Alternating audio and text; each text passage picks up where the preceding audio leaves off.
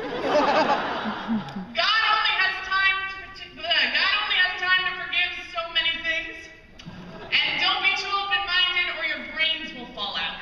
But my grandmother, genuflex with the best of them, born straight as an arrow in a world that is learning to appreciate its curves. She breaks like nails under the slightest of pressure. If you didn't know better, you might call her fragile. It's true. Wears depression like lipstick. She wouldn't leave the house without it. Runs laps around her rosary beads like she is gonna marathon her way into God's good graces.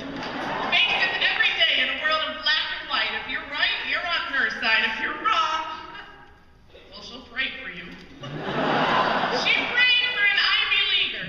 I am 5'9", 140 pounds of all the granddaughters she never wished she had. I'm going to hell for more reasons than she has fingers to count them on, but she likes me.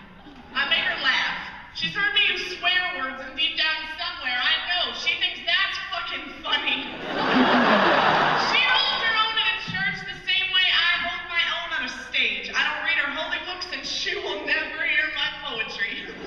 We don't agree to disagree, we just disagree and try not to talk about it. She makes a point of introducing me to the boy at the checkout counter at Kmart and calls him a catch, while I make her uncomfortable by referring to my roommate as my girlfriend and using terms like queer. While I laugh at the way her lips twitch. I must have inherited her sense of humor. I think that's fucking funny. But I'll never tell her. Along with a lot of things, I don't fall in love nearly as easily as I'd like, but I've spent whole nights pulling petals of she loves me, she loves me, she loves me from forget-me-nots and hope she doesn't forget me in the morning. I smile too much and think all the wrong things are funny. I laugh when I'm nervous, get nervous when I'm lying. I've spent whole days laughing through my teeth. It's true, I am not fragile. My fracture lines are in all hard-to-reach places, well aware that the world is a battlefield where we go to paint ourselves red over whatever we decide most worth it.